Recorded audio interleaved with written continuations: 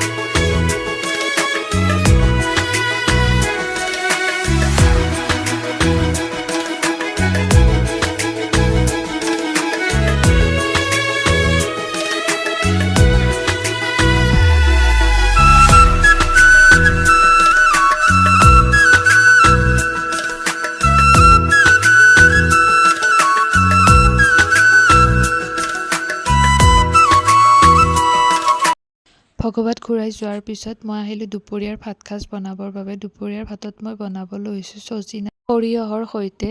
তাৰ বাবে মই লৈ লৈছোঁ কেইডালমান চজিনা, 2টা আলু, 2টা বিলাহী, 2টা পিঁয়াজ, আদা নহৰু আৰু জলকীয়াৰ পেষ্ট। প্ৰথমতে মই সৰিয়হখিনি মিক্সিত পেষ্ট বনাই লৈছোঁ। তাৰপিছত কেৰাহীত তেল গৰম হোৱা পিঁয়াজখিনি দি অকণমান সময় ভাজিছোঁ। তাৰপিছত বিলাহীখিনি দি ভালকৈ অকণমান সময় ভাজিছোঁ। ভজাৰ পিছত মই তাত চজিনাখিনি দিছোঁ। অকণমান সময় চজিনাখিনি ভজাৰ পিছত মই তাত সৰিয়হ, আদা নহৰু পেষ্টখিনি দি লৈছোঁ। তাৰপিছত জিৰা, ধনিয়া গুড়ি, হালধি গুড়ি, নিমখ এনেকৈ বনালোঁ। এয়া মোৰ ৰেডি হৈ গ'ল আজি দুপৰীয়া। Hello' everyone, good morning. আজি হৈছে হোলীৰ নেক্সট ডে। আজি ভাবিছোঁ আমি এঠাইত ফুৰিবলৈ যাম। ক'ত যাম তাক আপোনালোকক দেখাম বাৰু। এতিয়া মই ৰেডি হৈ এয়া আমি আহি পাই গ'লোহি গুৱাহাটীৰ ফেৰীঘাট, যিটো ফেঞ্চিৰ ওচৰতে আছে। কাৰণ আজি আমি যাম উমানন্দ মন্দিৰলৈ। এয়া আমি আহি পাই গ'লোহি মন্দিৰ। মই বাৰু আগতে তেনেকৈ উমানন্দ মন্দিৰত যোৱা হোৱা নাছিলে, এইবাৰ ফাৰ্ষ্ট আহিছোঁ।